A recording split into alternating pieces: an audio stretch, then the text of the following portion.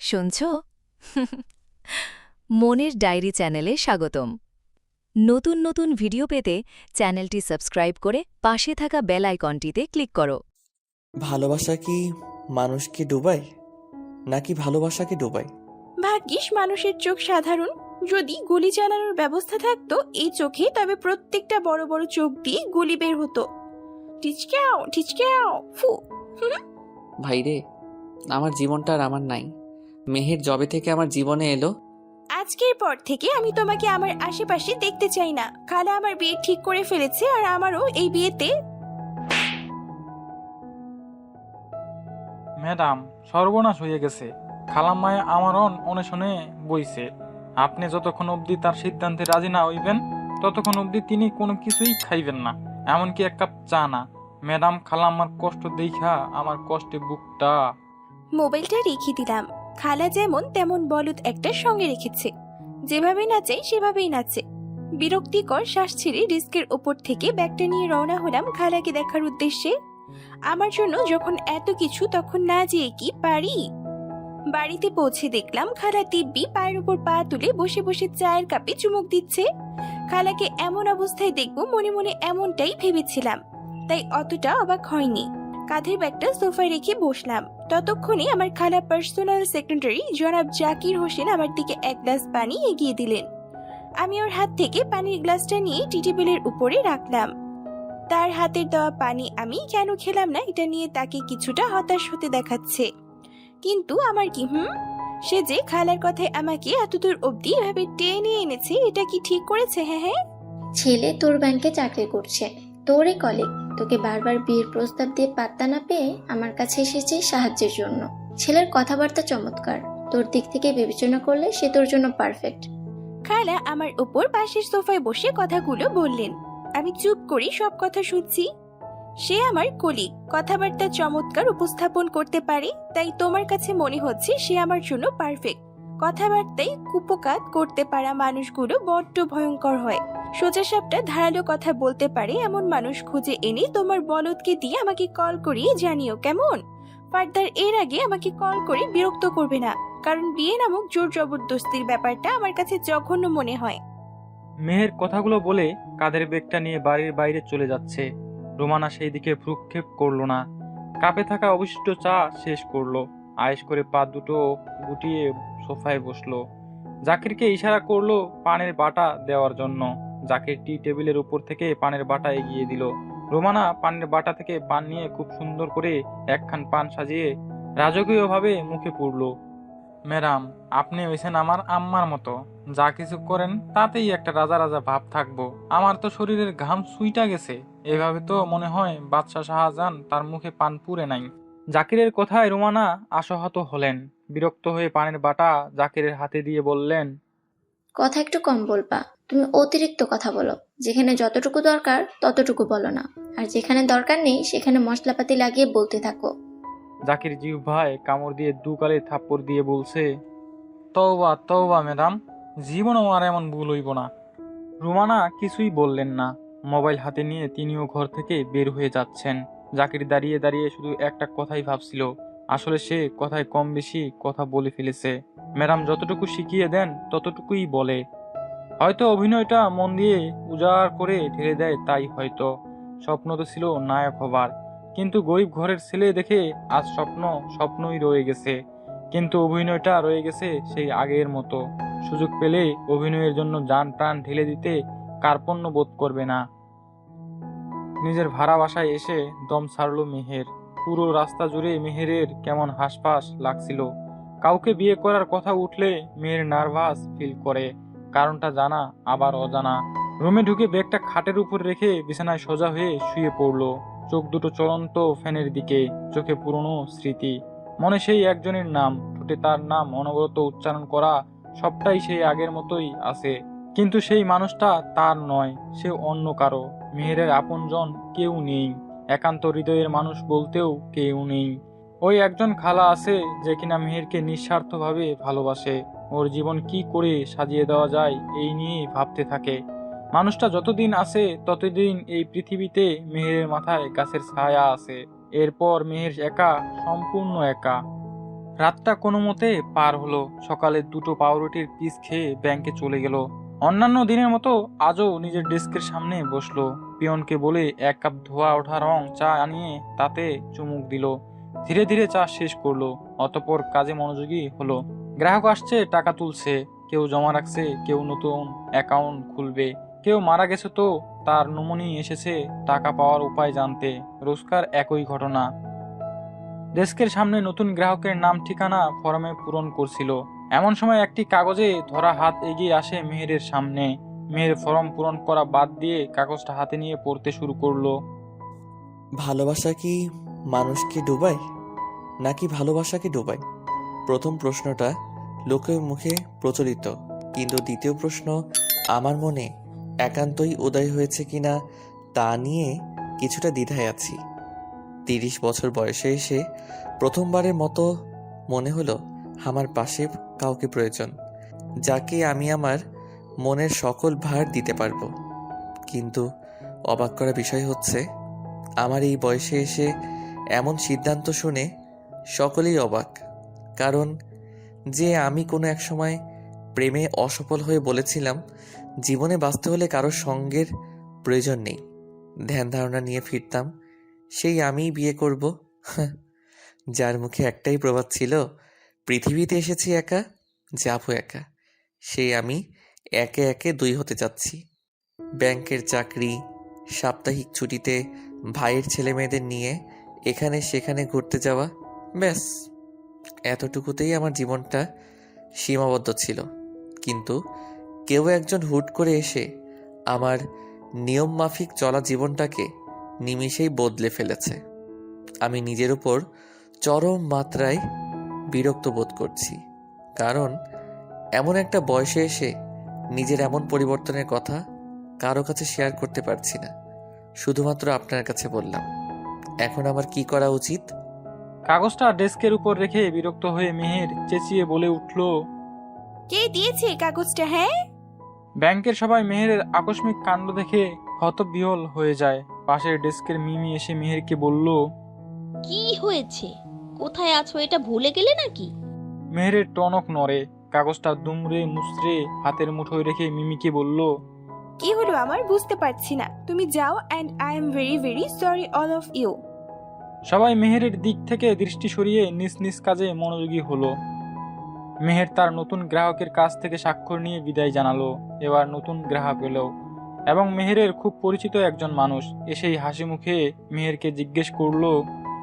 কেমন আছো মেহেরজান? মেহের অবাক হয়ে তাকিয়ে আছে। যেভাবে অবাক হচ্ছিস মনে হচ্ছে আমি মঙ্গল গ্রহে গিয়েছিলাম, সেখান থেকে ফিরে এসেছি। মুখটা বন্ধ কর, চোখ দুটো ছোট কর, মনে হচ্ছে কোটর থেকে বেরিয়ে আসবে। কাগজটা কে দিয়েছে? তুমি দাওনি তো আবার? ইতস্তত হয়ে আহনাবকে কাগজটা দেখিয়ে প্রশ্ন করলো মেহের। আহনাব মেহেরের হাত থেকে কাগজটা নিয়ে খুব সুন্দর করে ভাঁজ করলো। তারপর পকেটে ঢুকিয়ে মেহেরকে বলল। তোকে দিয়ে পড়িয়ে দেখলাম বানানে কোনো ভুল আছে কিনা। যাক, ভুল যেহেতু নেই তাহলে সমস্যা দূর হয়ে গেছে। কথাটি বলে বেশ আয়েশ করে চেয়ারে গা এলিয়ে দিতে গিয়েও দিল না, কারণ জায়গাটা অনুপযোগী। মেহের চুলগুলো কানের পিছে গুছে বলল। তুমি একটু বসবে? আমি ম্যানেজারের কাছ থেকে ছুটির কথা বলে আসি, দেখি ছুটি দেয় কিনা। আরে ছুটি নিবি কেন? ডিউটি শেষ কর, তারপর একসাথে বেরিয়ে যাব। বাইরে ওয়েট করছি আমি। মেহের কিছু বলতে গিয়েও বলল না। দেয়াল ঘড়ির দিকে তাকিয়ে ছোট্ট একটি শ্বাস ছাড়লো। আহনাব চলে যাওয়ায় নিজের কাজে মনোযোগী হলো, কিন্তু আশেপাশে যারা আছে তারা কিন্তু মোটেও মেহেরের মতো স্বাভাবিক অবস্থায় নেই। কেউ বাঁকা চোখে তাকাচ্ছে, কেউ ফিসফিসিয়ে আরেকজনের কানে কথা তুলছে। এই হলো অবস্থা। মেহের সবটাই টের পেলো, কিছুই বলার প্রয়োজন বোধ করলো না। কারণ অন্যের পরনিন্দা করার জন্য মানুষের চেয়ে আর কোনো জ্ঞানী প্রাণী আছে নাকি? অন্য প্রাণীরা নিজের খাবার জোগাড় করবে, বেলা গড়ালে বাসস্থানে ফিরে যাবে, তাদের জীবন চলে নিয়ম মাফিক। মানুষের মতো অত সময় তাদের নেই পরনিন্দা চর্চা করার জন্য। ঘড়ির কাঁটা 5টায় এসে ঠেকলো। ডেস্কের কাগজপত্র গুছিয়ে ব্যাংক ম্যানেজারের সঙ্গে দেখা করে বের হয়ে এলো মেহের। সিঁড়ি দিয়ে নামার সময় মিমি পিছন থেকে ডাক দেয়। মেহের দাঁড়ায়। মিমি তড়িঘড়ি করে মেহেরের সামনে গিয়ে হাঁপাতে হাঁপাতে বলল। হিরোটা কে রে? আমার বাবার বন্ধুর ছেলে প্লাস আমার বেস্ট ফ্রেন্ড। মেহের হাত ঘড়িতে সময় দেখতে দেখতে উত্তর দেয়।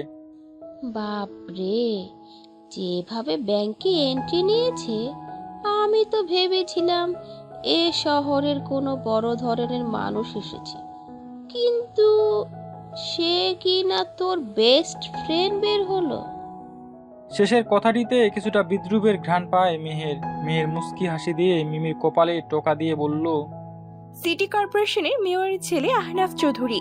ভাবসাব তো তেমনি থাকবে, তাই না? বড় মানুষদের নিয়ে না ভেবে বাড়ি ফিরে যা, আমিও চলি, লেট হয়ে যাচ্ছে। মেহের চলে যাচ্ছে। মিমি সেদিকে তাকিয়ে রইল অবাক হয়ে, কারণ ছেলেটার পরিচয় না জেনে সে কি থেকে কি বলে ফেললো। সঙ্গে মেহেরকে ছোট করে দেখলো। মেন রাস্তায় দাঁড়িয়ে এদিক সেদিক তাকিয়ে আহনাফকে খুঁজে বেড়াচ্ছে মেহের। কোথাও তার ছায়াও নেই। নিজের চুলে টান পড়তেই আহ শব্দ করে কুকিয়ে উঠল মেহের। ব্যথায় চোখে জমে উঠল। চোখে মুখে কাঠিন্যতা বজায় রেখে চুলগুলো ছাড়ানোর জন্য আহনাফকে বলল, দেখো, ভালো হবে না বলছি, চুল ছাড়ো, ব্যথা পাচ্ছি আমি।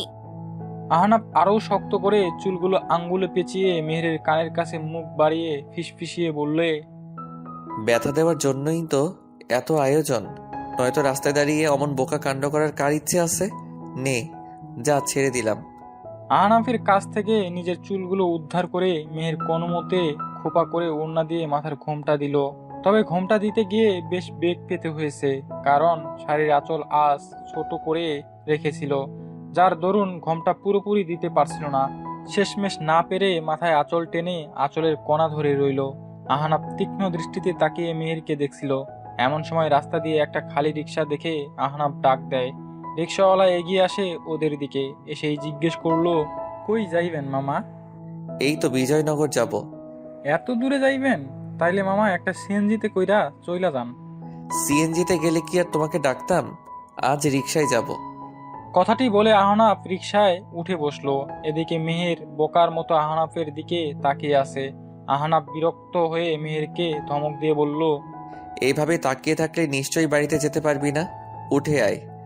তোমার গাড়ি কই? গাড়ি নাই, বেচে দিয়েছি। গাড়ি বিক্রির টাকা দিয়ে আজ রিক্সার ভাড়া মেটাবো, হাওয়াই মিঠাই খাবো। হয়েছে, এবার উঠে আয়। মেহের জানে আহনাফ কখনোই সোজাসাপটা উত্তর দেয় না, বরং কথাকে কি করে ইন্ডিয়া বর্ডার ক্রস করে নেপাল পর্যন্ত টেনে নেওয়া যায়। মেহের যখন রিকশায় উঠছিল তখন আহনাফ ওর দিকে হাত বেরিয়ে দেয়, কিন্তু মেহের তা দেখেও না দেখার ভান করে রিকশায় বসে। বইছেন আপনারা? জি মামা। মেহের উত্তর দিয়ে রাস্তার বাম দিকে তাকিয়ে রয়। ধীরে ধীরে রিকশা চলতে শুরু করে। চারদিকে কোলাহল শহর জুড়ে তখন মানুষের নিরে ফেরার তাগিদ। মেহের এদিক সেদিকে তাকিয়ে দেখছে, পাশে যে একজন মানুষ বসে আছে সেটা হয়তো খেয়ালই নেই। হুট করে আকাশে গর্জন হয়, মেঘের গর্জন। হুট করে পুরো আকাশে অন্ধকার নেমে আসে। ধীরে ধীরে বাতাস শীতল হয়ে আসে। পরিবেশের এমন হঠাৎ পরিবর্তন দেখে মেহের গুনগুনিয়ে গান গাইতে থাকলো।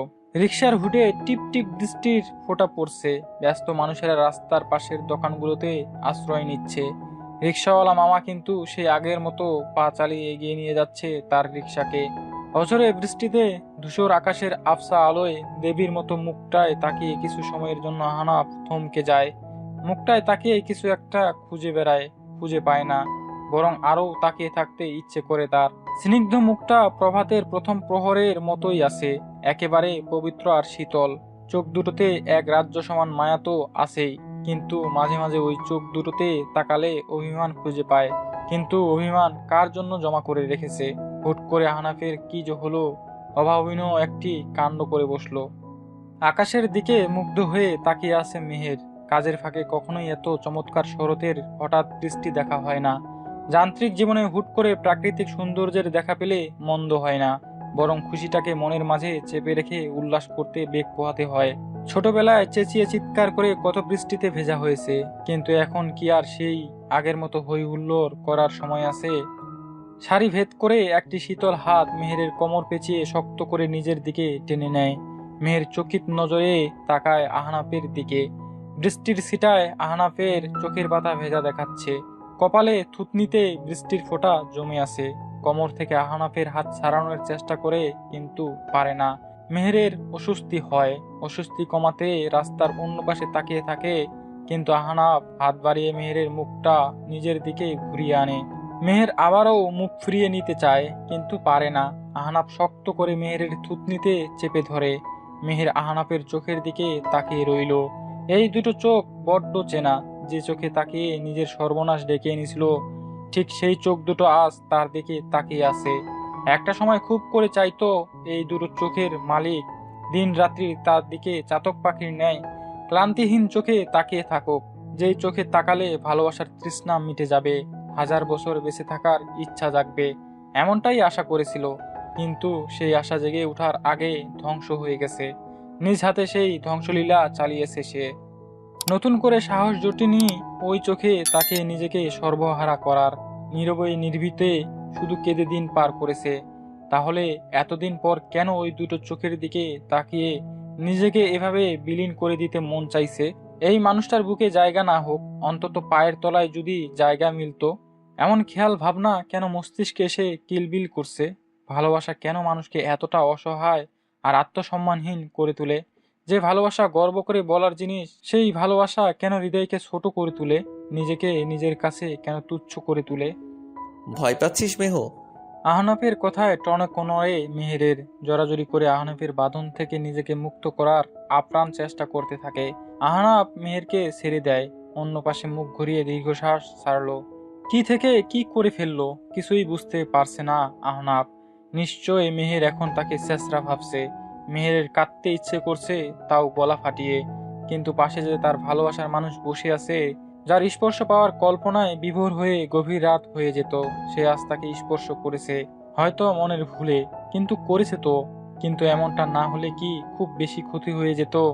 দিব্যি ভালো ছিল আহনাবকে ভালো না বেশে, কিন্তু এবার আহনাবকে ভালোবাসতে না পারার অক্ষমতা, এই স্পর্শকে ভুলে থাকার স্নায়ু যুদ্ধে এবার বুঝি মেহেরের মৃত্যু হবে। ধীরে ধীরে বৃষ্টি কমে আসে।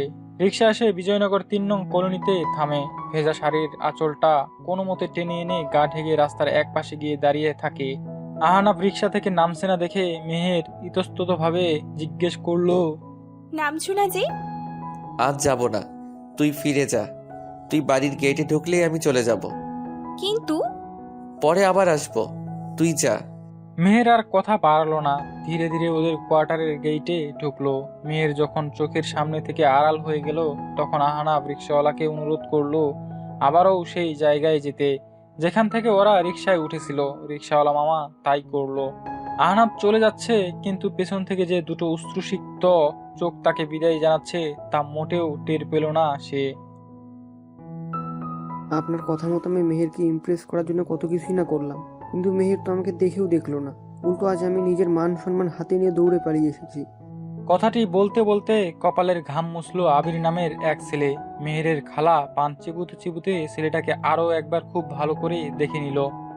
তোমাকে তো আমি সুন্দর ভাবছিলাম, কিন্তু তুমি তো দেখি সুন্দরের শতে নাই। এই জন্যই হয়তো লোকে বলে মিষ্টি কথায় মস্তে নাই।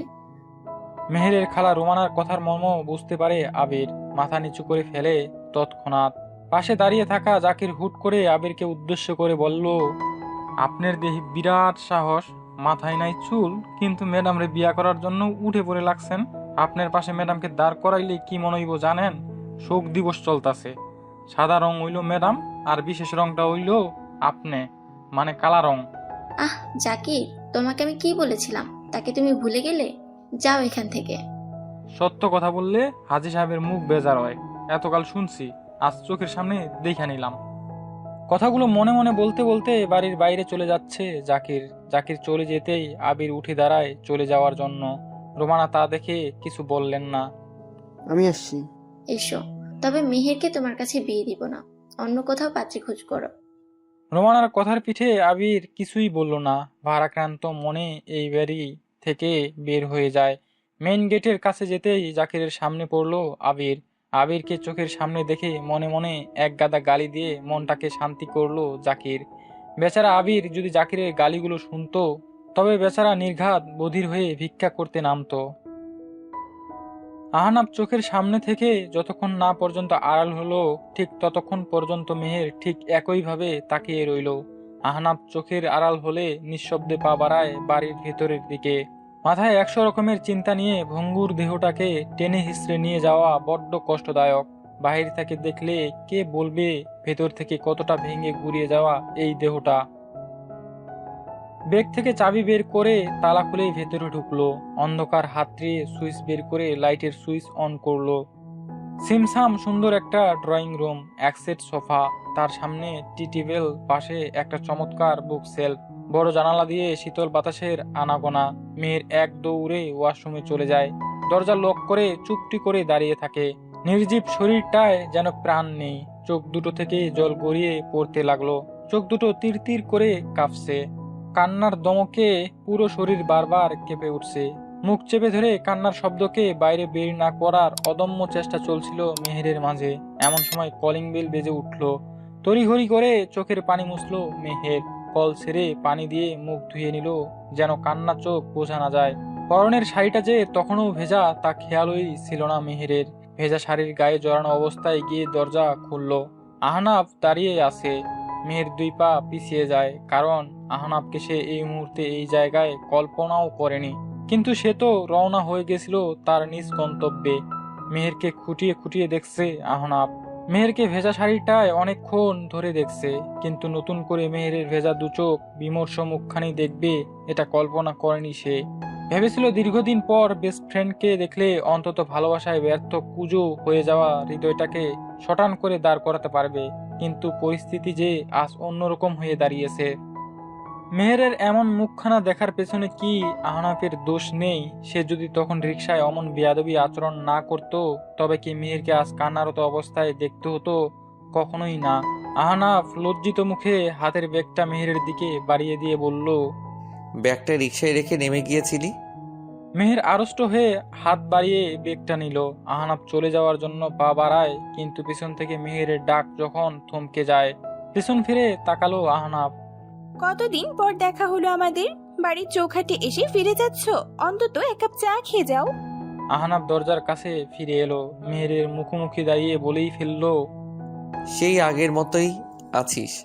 যে মানুষটা তোর হৃদয় ক্ষত বিক্ষত করে নিঃস্ব করেছে, সেই মানুষটাকে কেন? তার একটিবার বলার কারণেই তোকে তার সঙ্গে এক রিকশায় আসতে হবে কেন? কেন তুই তোর বাড়িতে আসার জন্য সাধবি? কেন এক কাপ চা খাওয়ার জন্য অনুরোধ করবি? তোর উচিত আমাকে ইঁদুর মারার ওষুধ খাইয়ে মেরে ফেলা। আমি জাস্ট নিতে পারছি না মেহু, আমার গিল্টি ফিল হয় তোর সামনে এলে। গত 6 মাস ধরে আমি বহু চেষ্টার পর মনের সঙ্গে এক প্রকার যুদ্ধ করে আজ আমি তোর সঙ্গে দেখা করতে এসেছি, মাপ চাইতে এসেছি তোর কাছে। সাহস হচ্ছিল না, তাই ওভাবে ফিরে যাচ্ছিলাম, কিন্তু তোর ব্যাগের জন্য আমাকে আবারও ফিরে আসতে হলো। তোর এই কান্না মাখা মুখ আমাকে দেখতে হলো। আমি তো চাইনি কখনো তোকে কষ্ট দিতে, সবসময় চেয়েছিলাম ভালো বন্ধু হিসেবে যেন তোর পাশে থাকতে পারি, কিন্তু তার হলো কই? সব পাল্টে গেছে।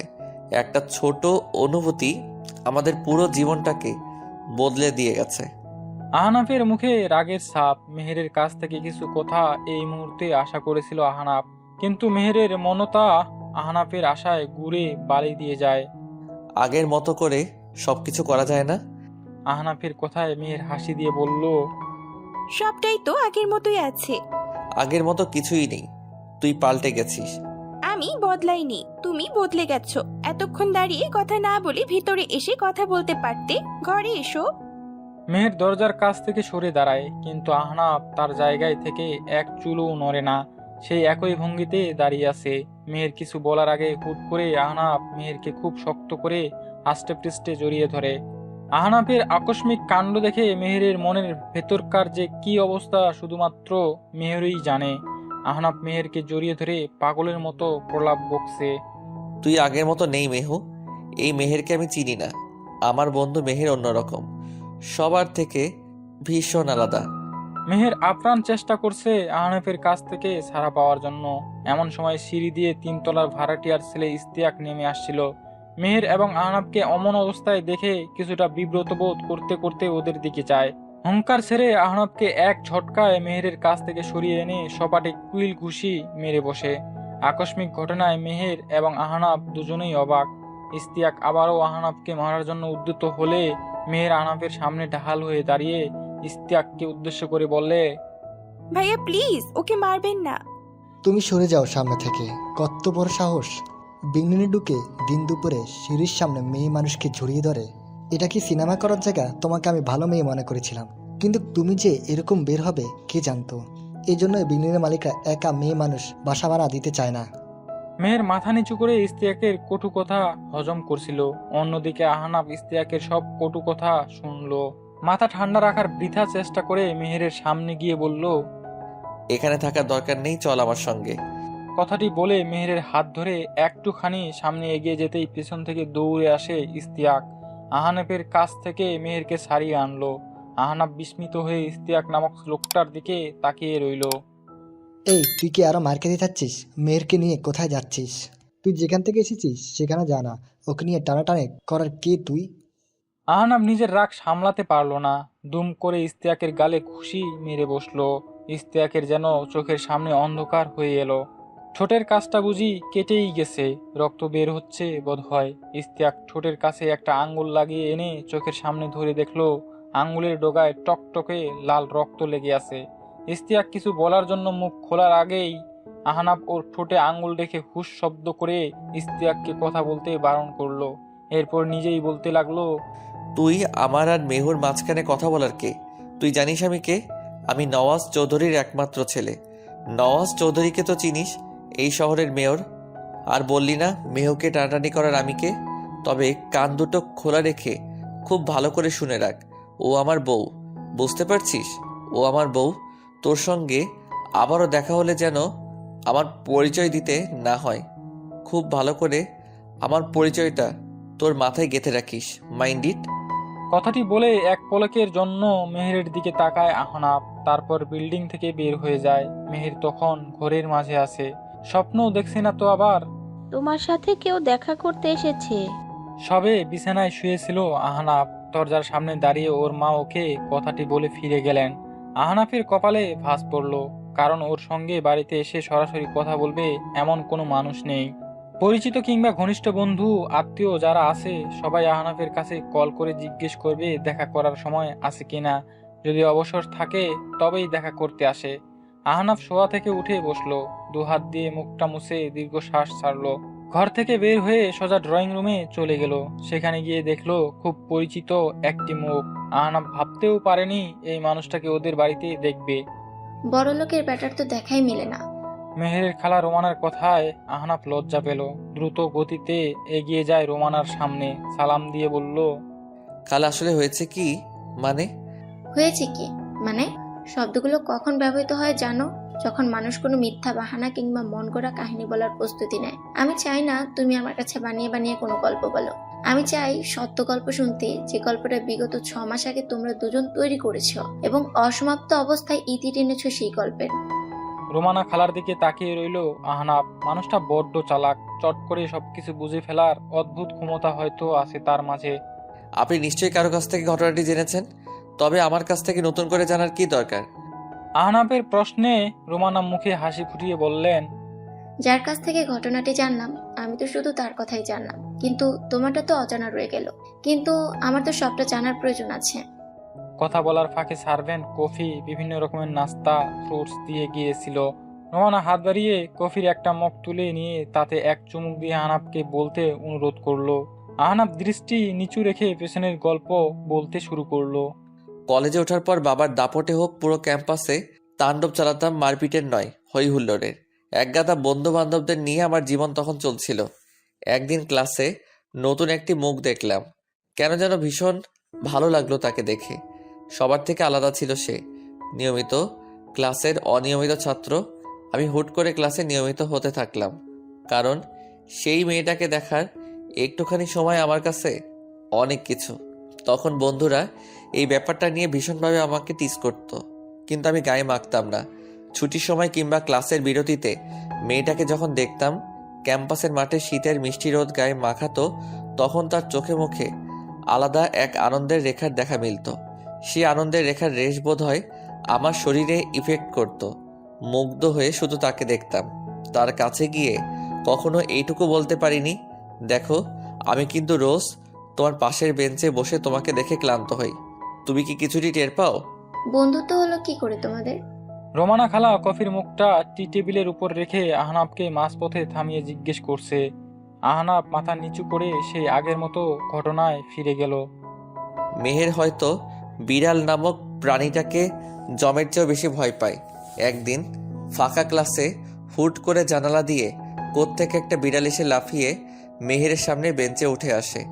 এতটুকু দেখে মেহেরের মূর্ছা যায়, ভয়ে ওর চোখ মুখ কেমন চুপসে যায়। একটা সময় পর হয়তো নিজেকে আর কন্ট্রোল করতে পারিনি, দেয় এক চিৎকার। আমি তোর পাশেই বেঞ্চে বসেছিলাম। ওর চিৎকারের মানে তখনও বুঝতে পারিনি, কিন্তু ওর যে চিৎকার যে আমার কপালে খারাপ কিছু ডেকে এনেছিল তা খুব ভালো করে টের পেলাম। পাশের ক্লাসের নোমান স্যার সহ জুনিয়র সিনিয়র আমাদের ক্লাসমেট সবাই দৌড়ে এলো। এসে দেখলো ফাঁকা ক্লাসে শুধু আমি আর মেহের সম্পূর্ণ একা।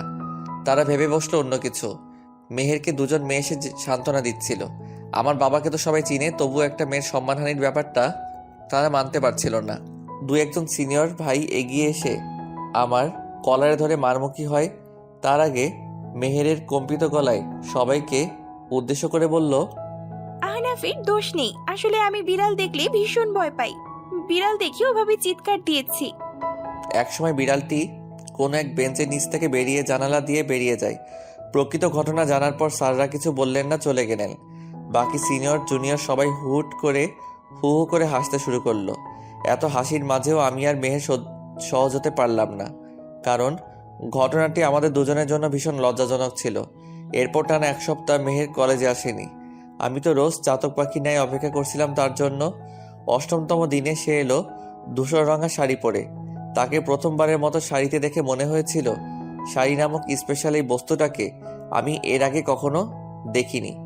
মেহের পড়েছে বলেই আজ চিনতে পারলাম। আমি যখন আর চোখে মেহেরকে দেখতে ব্যস্ত, ঠিক তখনই শাড়ি পরিহিতা মেহের মাথা নিচু করে আমার সামনে এসে দাঁড়ালো। খুব কাছাকাছি নয়, আবার বেশ দূরেও নয়। প্রথমবারের মতো সেদিন মেহের আমার সাথে সরাসরি কথা বলল। সেদিনকার ঘটনার জন্য সরি বলল। আমি তাকে কিছুই বলতে পারলাম না, বলবো কি করে, কথা এসে গলায় আটকে আছে।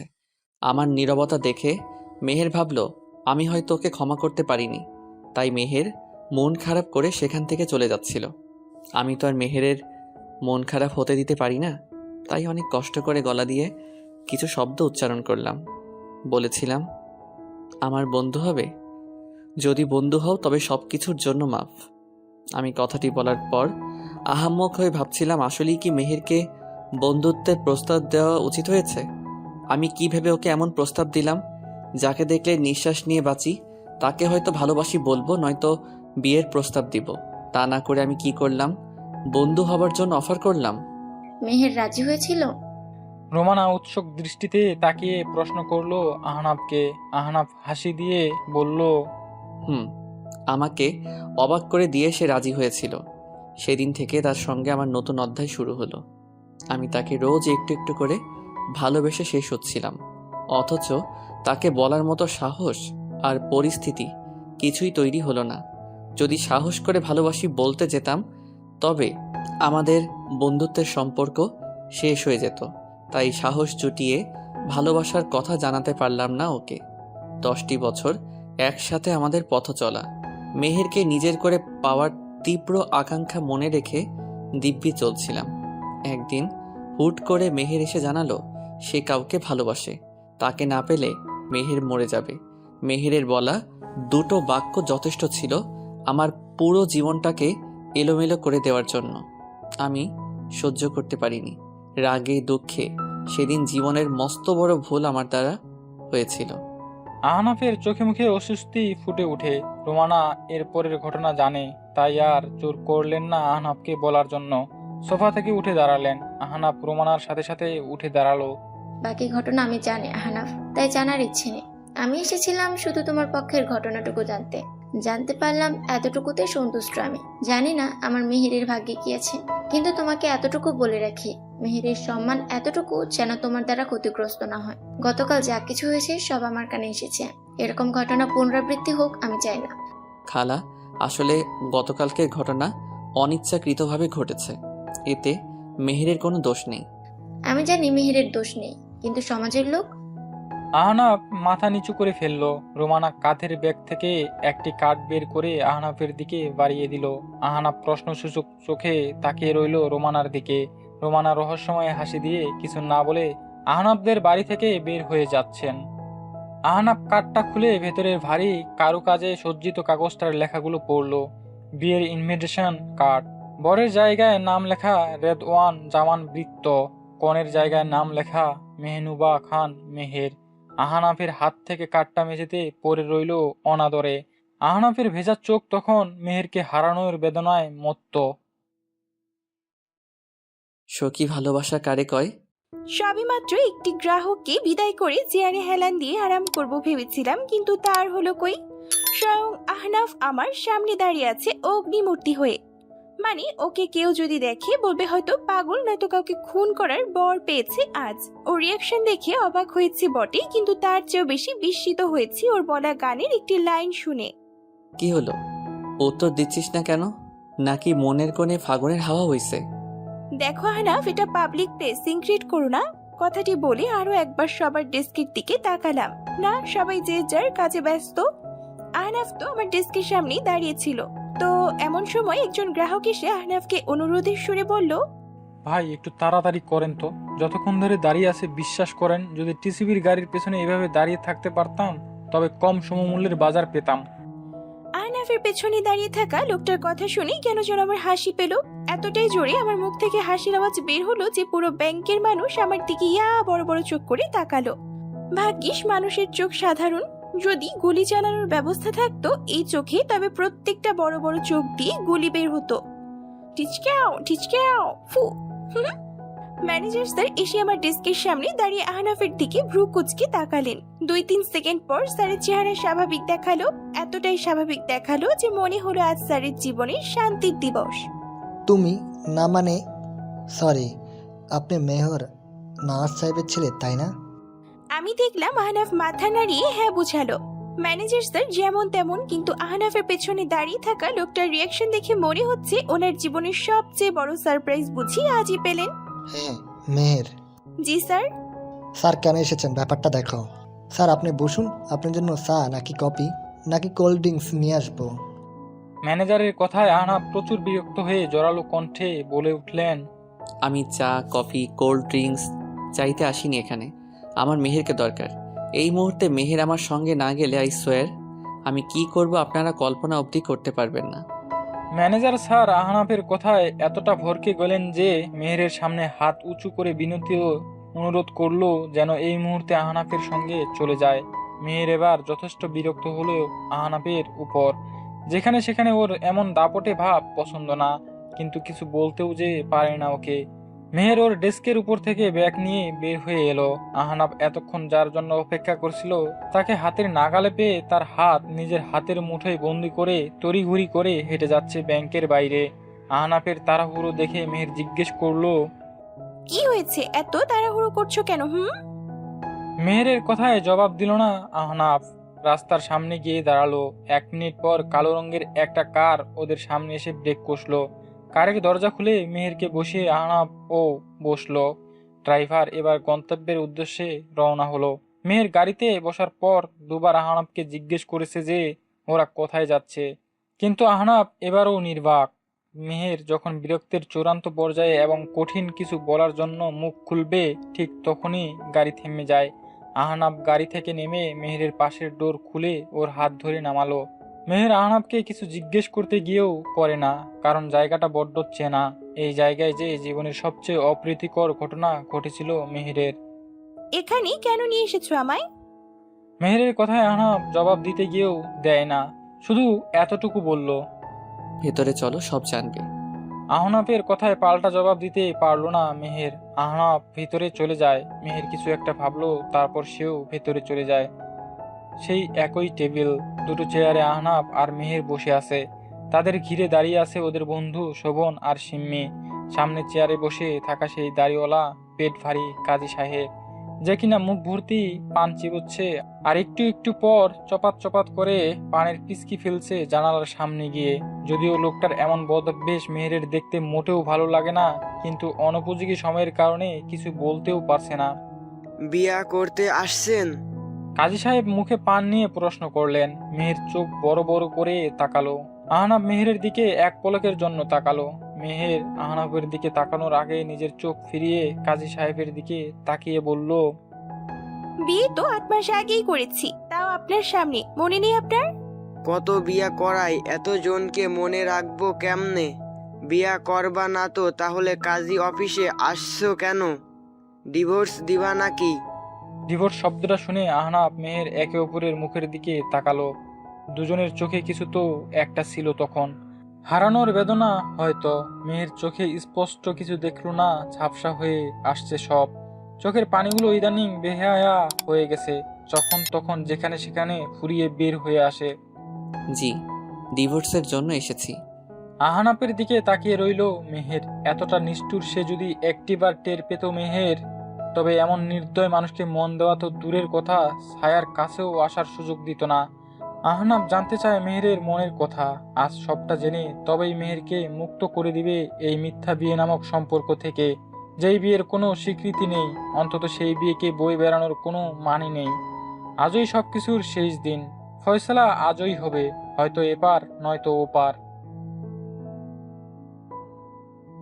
ম্যাডাম, আপনি খালি একবার আমার তার ঠিকানা দেন, তারে আমি এক পলকের মধ্যেই ধরে আনবো আর আপনার সামনে হাজির করব। আমার ম্যাডাম তারে এত পছন্দ করে, আর সে কিনা পাত্তা না দিয়া গায়ে হাওয়া লাগাই উড়ে বেড়ায়।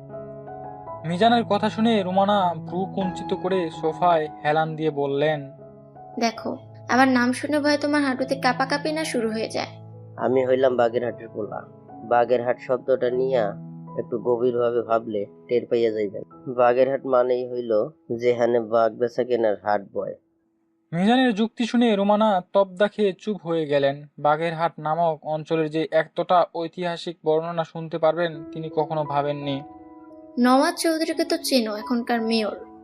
রুমানা এবার মিজানের সাহস কতটুকু তা যাচাই করার জন্য মিজানকে পরিচয়টা দিয়েই ফেললো। জি ম্যাডাম, ওনার কে না চেনে? ওনার ছোট ছেলে আহনাফ চৌধুরীর সাথে কোনো এককালে তোমার ছোট ম্যাডামের বন্ধুত্ব ছিল, আর সেখান থেকে ঝামেলা শুরু, বুঝলে? এখন বলো, মেয়রের ছেলেকে কি করে ট্যাগ দিব? চটপটে মিজান এবার চুপসে যায়, কোনো কথা বলে না। কথার মেমোরি কার্ড হয়তো ফরম্যাট হয়ে গেছে। রোমানা মিজানের মুখের দিকে তাকিয়ে ওর মনের অবস্থা বোঝার চেষ্টা করতে লাগলো।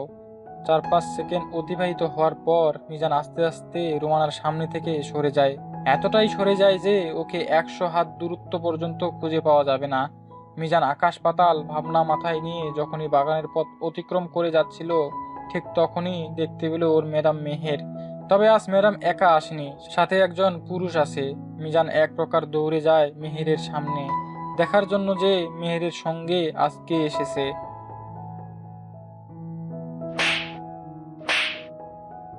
দুটো থাপ্পড়ের শব্দে পুরো কক্ষ জুড়ে নেমে এলো পিন পতন নীরবতা। শোভন আর সিম্মির রিয়াকশন আপাতত বড় রকমের হা হা হা। কাজী সাহেব নিজের দুটো গালে দুহাত দিয়ে রেখেছেন। ওনাকে দেখে মনে হচ্ছে থাপ্পড় দুটো ওনার গালে পড়েছে। আহনাব বিস্মিত হয়ে মেহেরের দিকে তাকিয়ে রইল। শান্তশিষ্ট মেহের যে রণমূর্তি ধারণ করবে আহনাব কি তা জানতো? গাল দুটো বেশ জ্বলছে, কিন্তু আপাতত সেদিকটা না ভেবে মেহেরের কান্নারত মুখের দিকে তাকিয়ে আহনাব ভাবছে, আসলেই কি আহনাবের দ্বারা কোনো ভুল হয়েছে? নিজেকে কি ভেবেছো? হ্যাঁ, যখন ইচ্ছে কাছে আসবে, আবার যখন ইচ্ছে হবে দূরে চলে যাবে। কখনো জানতে চেয়েছো আমি কি চাই? আমি তোমাকে আমার জীবনে চাই কিনা? হুট করে কারো জীবনের দখলদারি করবে, আবার হুট করে ক্ষমতা ছেড়ে দিবে, ডিভোর্স দিবে, তো দেন ফাইন, আমিও তোমাকে আজ বাকি কথাটুকু সম্পূর্ণ করতে পারলো না মেহের। তার আগেই আহনাব আস্তে পৃষ্ঠে জড়িয়ে ধরলো। এতটুকু স্পর্শের বুঝি খুব বেশি প্রয়োজন ছিল। বিড়াল ছানার মতো নরম স্পর্শ পেয়ে আহনাবের বুকে নাক ডুবিয়ে কাঁদতে থাকে মেহের। কক্ষে যে আরো 3 জন প্রাণী আছে তা বোধ হয় আহনাব কিংবা মেহেরের স্মরণে নেই। হুট করে মনের দৃশ্যপটে অতীতে ঘটে যাওয়া আহনাবের করা কর্মকাণ্ডে একে একে দৃশ্যমান হতে থাকে মেহেরের মনে। কাজী অফিসে এনে জোরপূর্বক বিয়ে করা, তারপর দূরে ঠেলে দেওয়া, এই বলে যে মাথা ঠিক ছিল না, তাই এমন কাণ্ড করে বসেছে। মেহেরের কাছ থেকে সে কোনোদিনও স্ত্রীর অধিকার চাইবে না। মেহের যাকে ভালোবাসে তার কাছে ফিরে যেতে পারবে। বিয়েটা যেমন গোপনভাবে হয়েছে, ঠিক সেইভাবে ওদের বিচ্ছেদ ঘটবে। প্রতি উত্তরে সেদিন মেহের কিছুই বলতে পারেনি। ঘটনার আকস্মিকতায় হতভম্ব হয়ে 10-12 দিন কাটিয়ে দেয়। ভেবেছিল হয়তো আহনাব ফিরে আসবে, কিন্তু না, ও ফিরে আসেনি। বরং আহনাফের কাছের এক বন্ধু একদিন কল করে বলল আহনাফ ইন্ডিয়ায় গিয়েছে, ওখানে ওর প্রেমিকার সাথে দেখা করতে। ব্যাপারটা কাকতালীয় কিনা জানা নেই, নাকি প্রকৃতির নেওয়া কোনো প্রতিশোধ, নয়তো মেহের কেন সেদিন আহনাফের বন্ধুর কল রিসিভ করে ভয়ঙ্কর কথাখানি জানতে পেরেছিল। সময়ের ঘূর্ণনে আজ একই জায়গায় দাঁড়িয়ে আছে আহনাফ ও মেহের। তখনও মনে সংশয় ছিল, আজও আছে। মেহেরের মনে আহনাফের জন্য সেই আগের মতো ভালোবাসা আছে, কিন্তু আহনাফের মনে আগের বার যেভাবে তার সঙ্গে ছলনা করলো এবার যে করবে না তার নিশ্চয়তা কি? আহনাফ, এই আহনাফ। শোভনের ডাকে আহনাফের ঘোর কাটলো, মেহেরকে নিজের থেকে ছাড়িয়ে নিল।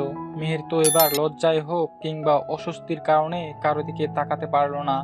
আহনাফ আর মেহেরের কাণ্ডে কাজী সাহেব সহ শোভন সিম্মি হাসতে থাকে। ওদের হাসি দেখে মেহের পারছে না, পাতালে ঢুকে নিজের পুরো শরীর ঢুকিয়ে দেয়। আহনাফ মাথা চুলকানোর ভাব নিয়ে কাজী সাহেবকে বলল, আপনাকে অনেক অনেক ধন্যবাদ, আপনার এত মূল্যবান সময় আমাদের পেছনে ব্যয় করার জন্য। একটা সংসার বাঁচানো মানে আল্লাহর ঘর মসজিদ বাঁচানো। আমার আম্মাই বলতো কথাটা, আমিও সেই ছোট্টকাল থেকেই এই কথা শুনে নিজেকে সেভাবে প্রস্তুত করেছি। আমার কাজী অফিসে আজ পর্যন্ত কোনো তালাক হয় নাই, বলতে গেলে আমি করতে দেই নাই। মন চাইলে কোর্টে যাও, তবুও আমি পারবো না। দোয়া করি তোমরা যেন ভালো থাকো, সুখে থাকো। রাগ অভিমান তো সংসারে থাকেই, তাই বইলা তালাক দিবা এটা ঠিক না। যাও, বাড়িতে যাও। কাজী সাহেবের কথায় শোভন, সিম্মি আর আহনাফ মুগ্ধ হলো। শুধু মুগ্ধ হতে পারলো না মেহের, কারণ তার মাথায় আপাতত যা চলছিল তা হলো যা কিছু কাজী অফিসে ঘটেছে সবটাই ছিল প্রি প্ল্যান্ড। মানে এত বড় ধোঁকা, তার মানে আহনাফ এবারও ওর মনের অনুভূতি সবটা নিয়ে খেলছে। আহনাফকে কিছু না বলেই মেহের কাজী অফিস থেকে বের হয়ে সোজা একটি রিকশায় চড়ে। মেহেরকে ওভাবে চলে যেতে দেখে আহনাফ পেছন পেছন রাস্তায় আসে। ততক্ষণে দেরি হয়ে যায়, কারণ মেহেরের রিকশা তখন নিজ গন্তব্যের পথে রওনা দিয়েছে। আহনাফের পিছনে এসে শোভন আর সিম্মি এসে দাঁড়ায়। আহনাফ পিছন ফিরে ওদের দিকে তাকিয়ে নিজের কপালে হালকা চাপড় মেরে বলল, ভাইরে, আমার জীবনটা আর আমার নাই। মেহের জবে থেকে আমার জীবনে এলো সেদিন থেকে চিনিমিনি খেলছে, কবে যে নিস্তার পাবো কে জানে। শোভন আহনাফের কাঁধে হাত রেখে মুচকি হাসি দিয়ে বলল, ভালোবাসা পাওয়ার জন্য যত যুদ্ধ করবি ততই তার মনের ঘাঁটিতে শক্ত অবস্থান করতে পারবি। ভালোবাসতে পারলি, কিন্তু সহ্য করে ভালোবাসা কাটার গত সহ্য করতে পারবি না, তা তো হবে না বন্ধু। শোভনের কথার মর্মার্থ বুঝতে পারলো আহনাফ। ওদের দুজনকে বিদায় দিয়ে মেহেরের খালার বাড়ির উদ্দেশ্যে রওনা হলো আহনাফ। এখন যেহেতু মেহের ওকে চায়, তবে কোনো বৃত্তফিত্তের সঙ্গে বিয়েটাই হবে না, এটাই গিয়ে বলতে হবে। চাপ মিয়া বেবি রাজি তো কিয়া করেগা কাজী। কিন্তু আহনাফ তো জানতে পারলো না মেহের কতটা ভাঙ্গা হৃদয় নিয়ে সেই জায়গা থেকে প্রস্থান নিয়েছে। মেহের রিক্সা থেকে নামার পর আহনাফের গাড়িটা দেখতে পেল ওর খালার বাড়ির গেটের সামনে। মেহের পেছনে ঘুরে ফিরে যাওয়ার জন্য, কিন্তু আহনাফ মেহেরের হাত ধরে টেনে ধরে। মেহের পেছনে ফিরে আহনাফের দিকে তাকায়, সেই চোখ কিছু তো একটা বলছিল আহনাফকে। দৃষ্টির মর্মার্থ বুঝতে পারে আহনাফ। এবার আহনাফের কপালে দুশ্চিন্তার ছাপ দেখা মিলল, তবুও মনের কোণে সাহস আছে যে সবটা সামলাতে পারবে সে। যদি পৃথিবীর বাইরে গিয়ে বাঁচতে হয় এর বিনিময়ে মেহেরকে পাবে, তবে তাই সই। আহনাফ এবার মেহেরের সামনে দাঁড়িয়ে চোখে চোখ রেখে শান্ত গলায় বলল, বিশ্বাস করিস তো আমায়? আহনাফের কথায় তাচ্ছিল্যের সুরে মেহের বলল, তোমাকে বিশ্বাস করব, কিন্তু কেন? বিশ্বাস করার মতো এমন কোনো কাজই তুমি করনি। আমার কাছ থেকে কেবল কেড়ে নিয়েছো, বহুবার সুযোগ নিয়েছো, এবার আর নয়। আহনাফ মেহেরের মুখের দিকে তাকিয়ে রইল, কারণ এই মেহেরকে সে চেনে না। যেই মেহের আহনাফের হৃদয়ে বসবাস করে সেই মেহের তো কেবল ভালোবেসে মিষ্টি চোখে তাকায়। কথা বলার সুর নদীর ঢেউয়ের তালের মতো, যাকে দেখলে আহনাফ আশেপাশের দুনিয়ার খবর থেকে বেখবর হয়ে যায়। সেই মেহের তো অমন কাটা কাটা কথা বলতে পারে না। আজকের পর থেকে আমি তোমাকে আমার আশেপাশে দেখতে চাই না। খালা আমার বিয়ে ঠিক করে ফেলেছে, আর আমারও এই বিয়েতে। বাকি কথা সম্পূর্ণ করার আগে মেহেরের গালে একটি থাপ্পড় মেরে দেয় আহনাফ। রাগে আহনাফের পুরো শরীর কাঁপছে। ভালোবেসেছে ঠিকই, তবে এতটা সাহস তো মেহেরকে দেয়নি যে বিচ্ছেদের মতো ব্যাপার ওদের মাঝে টেনে নিয়ে আসবে। মরে গেলে তবেই মেহের ওর কাছ থেকে মুক্ত হবে, তার আগে নয়। তুই আগেও যেমন মাথা মোটা ছিলি এখনো তাই আছিস। এই তোকে যে আমি ভালোবাসি কিংবা পছন্দ করি এটা কি তোর মাথায় একবারও আসেনি? আরে মেয়েদের নাকি অসীম ক্ষমতা থাকে ছেলেদের মন বোঝার। আরে তোকে সরাসরি না হয় ভালোবাসার কথা বলতে পারিনি, কিন্তু ইনিয়ে বিনিয়ে কম তো বোঝানোর চেষ্টা করিনি। তুই বল, কোনো ছেলে বন্ধু তার মেয়ে বন্ধুকে নাকের ফুল উপহার দেয়? কোনো ছেলে বন্ধু তার মেয়ে বন্ধুকে রাত বিরাতে কল দিয়ে ঘন্টার পর ঘন্টা কথা বলে? কোনো ছেলে বন্ধু তার মেয়ে বন্ধুর অসুস্থতার কথা শুনলে পাগলের মতো দৌড়ে যায় রাত 3টা বাজে শুধুমাত্র একটুখানি তার মুখটা দেখার জন্য? তুই তো বুঝবি না, কারণ তুই একটা মাথা মোটা। তুই শুধু জানিস কি করে কাগজে কলমে হিসেব শেষ করে নতুন হিসেব খুলতে হয়। তুই একটা মানুষের মন বোঝার ক্ষমতা নিয়ে জন্মাসনি মেহু। মেহের অবাক হয়ে তাকিয়ে রইল আহনাফের দিকে। মানুষটা যা বলছে তা কি সত্য নাকি মেয়ের ভুল শুনছে? যদি সত্যি হয়ে থাকে তবে এত কিছু করার খুব কি প্রয়োজন ছিল? যেদিন 3 কবুল বলে স্ত্রী বানালো সেদিন মেহেরের চোখে চোখ রেখে বলে দিত, মিহুরে আমি তোকে ভালোবাসি। এতদিনে বললে না কেন? হ্যাঁ, কেন কেন আমাকে তোমায় না পাওয়ার দহনে পড়ে কয়লা বানালে? হ্যাঁ, প্রতিনিয়ত কেন নিজেকে ছোট ভাবতে বাধ্য হতাম যে আমার মতো ইতিম মেয়ে আহনাফ চৌধুরীকে পাওয়ার যোগ্য নয়? কেন বিয়ে করার পরও নকল প্রেমিকার খবর সাজিয়ে আমার কাছে পাঠালে? হ্যাঁ, অশ্রু জমা টলমলে চোখে তাকিয়ে রইল আহনাফের দিকে। মেহেরের চোখের পানি যে কোনো কালেই আহনাফের পছন্দের ছিল না, আজও সহ্য করতে পারল না। মেহেরের মুখোমুখি দাঁড়িয়ে 2 চোখের পানি মুখে মুছে দিয়ে ফিসফিসিয়ে বলল, ভালোবাসি বলতে ভয় পেতাম যে, তাই ভালোবাসার দাবি নিয়ে তোর সামনে দাঁড়ালে তুই যদি বন্ধুত্বের সম্পর্ক ভেঙে দিস, এই কারণেই আমি তোর সামনে যেতাম না। এক বুক ভালোবাসা নিয়ে তোর সামনে যেতে ভালোবেসে প্রতিনিয়ত ভেঙে ঘুরে যাওয়া একটি দুর্বল দেহ, যার দেহ ছিল, প্রাণ ছিল, কিন্তু ভালোবাসা পাওয়ার ভাগ্য ছিল না। মেহেরের চোখ দিয়ে উপসে পড়ছে জল, দুঃখের নয় সুখের। না পাওয়া ভালোবাসা হুট করে যখন হৃদয়ে সুখ অনুভূতি দান করে, তখন বুঝি চোখের কোণায় সুখের কান্নারা ভিড় জমায়। হাত বাড়িয়ে আহনাফের ডান হাত নিজের মুঠোয় নিয়ে মেহের বলল, তুমি বোকা তাই ভালোবাসি বলতে ভয় পাও, কিন্তু আমি তো বোকা নই। আজ যখন জানতে পারলাম তুমি কেবলই আমার, এই যে হাতটা ধরলাম আর কখনো এই হাত ছাড়বো না। মৃত্যু কেবল এই হাতকে আমার থেকে তোমাকে মুক্ত করতে পারবে। আহনাফের চোখে মুখে উপসে পড়ছে খুশি। হয়তো রাস্তায় দাঁড়িয়ে আছে বলে, নয়তো মেহেরকে শক্ত করে বুকের মাঝে চেপে ধরতো, অসংখ্য চুমুতে ঘুরিয়ে তুলতো মেহেরের কপালে। আমাকে সত্যি ভালোবাসিস মেহু? মেহের মাথা নাড়িয়ে হ্যাঁ বুঝালো। আহনাফের ঠোঁটে মুস্কি হাসি ফুটে ওঠে। তবুও যেন প্রিয়সীর মুখে ভালোবাসি শব্দটি শোনার জন্য আহনাফের হৃদয় ব্যাকুল হয়ে আছে। আহনাফ জোর করে না মেহেরকে, কারণ ভালোবাসি বলাই কি আসে যায়। এই যে তারা দুজন একে অপরকে ভালোবেসে একটু একটু করে ক্লান্ত হচ্ছিল, তা কি কেউ টের পেয়েছে? নীরবে নির্ভীতে খুব যত্ন নিয়ে গভীর ভালোবাসা যায়। পুরো পৃথিবী জানে এমন ভালোবাসা কটা পূর্ণতা পেয়েছে। ভালোবাসায় অপূর্ণতার চেয়ে পূর্ণতা ভালো। জীবন তো একটাই, ভালোবাসা একটাই, তবে অপূর্ণতা দিয়ে কেন পরিসমাপ্তি ঘটবে? ভালোবাসার পূর্ণতায় রূপান্তর হোক পৃথিবীর সকল ভালোবাসার মানুষগুলোর। কিছু সময় ওভাবে কাটে দুজনের। মেহেরের কিছু একটা মনে পড়তেই আহনাফকে উদ্দেশ্য করে বলল, আহনাফ, খালা যে আমার বিয়ে ঠিক করে ফেলেছে, এখন কি করব? মেহেরের উদ্বিগ্ন কণ্ঠ শুনে আহনাফ বিচলিত হলো ঠিকই, কিন্তু মনে সাহস রেখে মেহেরের হাত নিজের হাতের মুঠোয় বন্দি করে বলল, আয় আমার সঙ্গে। তোকে কোনো কিছুর জন্য জবাবদিহি করতে হবে না। তুই যেহেতু আমার, তবে তোর খালার নেওয়া কোনো সিদ্ধান্ত আমাদের জীবনে বিরূপ প্রভাব ফেলবে না। মেহেরের হাত ধরে বাড়ির ভেতরে পা বাড়ায় আহনাফ। বাগান পেরিয়ে সদর দরজার কাছে যেতেই পাতলা করেনের আনুমানিক 21-22 বছরের বয়সী একটি ছেলের সামনে পড়লো আহনাফ এবং মেহের সেই ছেলেকে দেখে আহনাফের হাত থেকে নিজের বন্দি হাত মুক্ত করতে চায়, কিন্তু আহনাফ আরো শক্ত করে মেহেরের হাত ধরে রাখে। আপনি গুন্ডা নাকি? ম্যাডামের হাত ছাড়েন। আহ জাকির, চুপ করো। আহনাফ আমার হাত ছাড়ো প্লিজ। মেহেরের অনুরোধ শুনে আহনাফ হাত ছেড়ে দিল।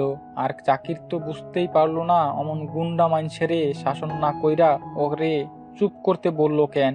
আহারে, পৃথিবী থেইকা বুঝি মানবতা হারাই গেছে। যার জন্য চুরি করতে যায় সেই কয় চোর। খালা বাড়িতে আছে জাকির? জি ম্যাডাম, খালাম্মায় বাড়িতেই আছে। এতটুকু কথা শোনার পর আহনাফ আর এক মুহূর্তের জন্য দাঁড়ালো না। বাড়ির ভেতরে পা বাড়ায়। আহনাফের পেছনে পেছনে মেহেরের পেছনে জাকির। রোমানা সবে নিউজ পেপারে চোখ বুলাচ্ছিলেন। এমন সময় একজন এসে তার সামনে উপস্থিত হয়। চোখ উপরে তুলে তাকাতেই কাঙ্ক্ষিত মানুষটাকে দেখে রুমানা ভেতরে ভেতরে আনন্দিত হয়, কিন্তু মুখ দেখে তা বোঝার উপায় নেই কারো। হাতের নিউজ পেপার সোফার উপরে রেখে উঠে দাঁড়িয়ে আহনাফকে উদ্দেশ্য করে বলল, বাবা, আজ তো আকাশের চাঁদ আমার বাড়িতে এসেছে। এই মিজান। খালাম্মার ডাকে পেছন থেকে সামনে এসে সাড়া দেয় জাকির। জি। রাজুর আম্মারে গিয়ে বলো বাড়িতে মেহমান এসেছে, নাস্তা পানির ব্যবস্থা করতে। রোমানাকে বাধা দিয়ে আহনাফ অনুরোধের সুরে বলল, প্লিজ আন্টি, আমি কিছু খেতে আসিনি, আপনার সাথে আমার আর্জেন্ট কিছু কথা আছে। তোমাকে এই বাড়িতে দেখে বুঝতে পেরেছি তোমার আর্জেন্ট কথা আছে আমার সঙ্গে। প্রথমবার মতো এই বাড়িতে এলে খালি মুখে তো আর যেতে দেওয়া যায় না, তাই না মেহের? খালার কথার জবাব না দিয়ে উল্টো ভয়ে কুঁকড়ে যায় মেহের। কারণ বৃত্তের সাথে বিয়ে ঠিক করার আগে আহনাফের সঙ্গে ওর কি করে পরিচয় এবং সবশেষে কি করে বিয়ে হলো সবটা জানিয়েছিল, এবং তারা দুজনেই যে এই বিয়েতে বাধা পড়েনি এটা অবধি ওর খালাকে জানিয়েছে। তাই তো ওর খালা বৃত্তের সঙ্গে মেহেরের বিয়ের ডেট ফাইনাল করে ফেলেছে, কারণ ওনার একটাই কথা, অমন মিশে বিয়ের কথা মনে রেখে জীবনটা নষ্ট করার মতো বোকামি করা ঠিক হবে না। আহনাফ সোফায় বসে আছে, ওর পাশে মেহের, ওদের মুখোমুখি সোফায় বসে আছে রুমানা। রাজুর আম্মা এসে ট্রে ভর্তি নাস্তা দিয়ে গেছে। রুমানা বিস্কিটের প্লেট আহনাফের দিকে এগিয়ে দেয়, কিন্তু আহনাফ হাতের ইশারায় বারণ করলো। রুমানা মুখে হাসি ফুটিয়ে প্লেটটা যথাস্থানে রেখে স্বাভাবিকভাবে জিজ্ঞেস করলো, কথা কি বেশি জরুরি? আসলে একটু পর বৃত্তির পরিবার আসবে মেহেরকে সঙ্গে নিয়ে যেতে। বোঝই তো বিয়ের কেনাকাটা, বরকনে নিজের পছন্দের সব কিনবে। খালার কথা শুনে মেহের ওর খালার দিকে অসহায় দৃষ্টিতে তাকিয়ে রইল। আহনাফ হুট করে ওর বুকে ব্যথা অনুভব করলো, মেহেরকে হারানোর ব্যথা। গলা থেকে বুক অব্দি টনটনে ব্যথা।